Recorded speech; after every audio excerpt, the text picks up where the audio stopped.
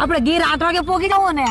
દર વખતે આપણે કેટલા વાગે પોગી જાય છે? 8 વાગે. હા તો પછી 8 વાગે પોગી જવું ભાઈ.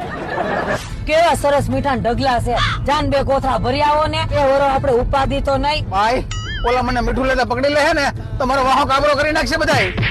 હાલો ને આપણે હાઈવે ની હજુ વચ્ચે 2-5 વીઘા જમીન લઈ લઈએ અને આપણે પોતાનું ટોલ નાકું ખોલીએ. લાખ રૂપિયો થાય. તું અને તારો ભાઈ છે ને બે ભેગા થઈને પાર્ટનરશિપમાં જગ્યા રાખો. એ હાચી. એ હાસી નહીં, આ પ્રાઇવેટ ટોલ નાકા ન ખુલે ભાઈ.